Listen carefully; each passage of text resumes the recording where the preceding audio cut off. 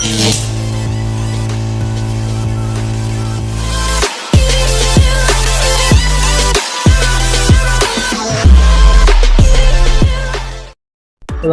warahmatullahi wabarakatuh. Kembali lagi bersama saya Novandra Priyonugroho dari jurusan Komunikasi dan Penyiaran Islam di semester 4 pada kelas D. Pada hari ini saya akan mereview kembali pelajaran mata kuliah penulisan berita dan artikel yang diampu oleh Bapak Dosen Dr. Adi Kusuma, SIKOM MSI pada hari Rabu kemarin, bertepatan pada tanggal 27 Maret tahun 2024. Yang pertama itu ada yang dinamakan dengan definisi koran dan majalah. Menurut Anong Uj Jana Effendi, surat kabar diartikan sebagai lembaran tercetak yang memuat laporan mengenai peristiwa-peristiwa di masyarakat dengan ciri-ciri terbit secara periodik, bersifat umum, isinya termasa dan aktual mengenai apa saja dan di mana saja di seluruh dunia ini untuk diketahui oleh pembacanya, oleh pembaca di seluruh masyarakat. Dan majalah adalah salah satu jenis dari media massa. Majalah terdiri dari sekumpulan kertas cetakan yang disatukan. Tulisan-tulisan di dalam majalah dibuat bukan oleh tulisan tangan, namun oleh suatu mesin cetak. Tidak ada ketentuan baku dalam penyusunan isi sebuah majalah. Majalah biasanya berisi berbagai macam topik tulisan yang sesuai dengan tujuan dan topik dari majalah yang bersangkutan. Dan yang kedua itu adalah yang dinamakan dengan rubrik dalam koran dan majalah. Onong Canda Effendi mengutarakan definisi mengenai rubrik dalam Kamus Komunikasi bahwa rubrik berasal dari bahasa Belanda, yaitu rubriek, yang artinya ruangan pada halaman surat kabar, majalah atau media cetak lainnya yang mengenai suatu aspek atau kegiatan dalam kehidupan masyarakat.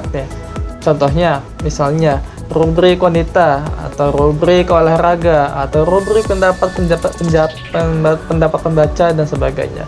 Adapun jenis-jenis rubrik menurut Effendi adalah sebagai berikut. Yang pertama itu adalah yang dinamakan dengan rubrik informasi. Rubrik informasi ini menyajikan informasi terkait beberapa isu. Yang pertama, perihal keluarga seperti pertunangan, perkawinan, kelahiran, dan kematian. Yang kedua, itu adalah kesejahteraan meliputi koperasi, fasilitas dari organisasi, ataupun kredit rumah. Dan yang ketiga, itu ada pengumuman pimpinan organisasi. Nah, untuk yang kedua itu adalah rubrik edukasi.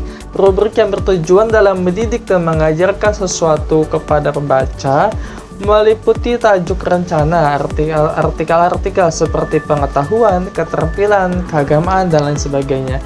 Dan yang ketiga itu adalah yang dinamakan dengan rubrik rekreasi. Rubrik yang terdiri dari dua gabungan rubrik, yakni rubrik persuasif dan hiburan. Oleh karena itu, rubrik rekreasi ini meliputi cerita pendek, anekdot, pojok atau sentilan, dan kisah insani. Nah, yang ketiga, yang selanjutnya itu adalah langkah-langkah pembuatan rubrik pada koran dan majalah. Langkah-langkah yang pertama adalah penelitian dan pemahaman target audiens. Yang kedua itu identifikasi topik dan subtopik yang relevan. Dan yang ketiga, penentuan format dan frekuensi. Dan yang keempat, pembuatan judul yang menarik. Dan yang kelima, itu penulisan konten berkualitas. Dan yang keenam, itu penyusunan layout yang menarik. Dan yang ketujuh, kolaborasi dengan kontributor ahli. Yang kedelapan, konsistensi dan pembaruan. Dan yang kesembilan, responsif terhadap umpan balik pembaca. Dan selanjutnya adalah teknik menentukan dan memilih jurnal yang tepat. Yang pertama itu adalah profonatis, yang kedua singkat dan padat, yang ketiga relevan, dan yang keempat fungsional, yang kelima formal, yang keenam representatif, yang ketujuh merujuk pada bahasa yang baku, yang kedelapan dan spesifik. Dan ada pun jenis-jenis elite. Yang pertama adalah ringkas, yang kedua ada narasi, yang ketiga ada elite deskripsi, yang selanjutnya ada elite menggoda. Adapun teknik pemilihan diksi yang tepat, yang pertama ada kata bersinonim dan berhofon. Yang kedua pemakaian kata dentos dan konatos. Yang selanjutnya itu ada kata abstrak dan konkret. Yang kelima ada pemakaian kata istilah asing. Dan selanjutnya itu yang terakhir ada kata baku dan tidak baku. Demikian yang dapat saya sampaikan. Kurang lebih mohon maaf. Assalamualaikum warahmatullahi wabarakatuh.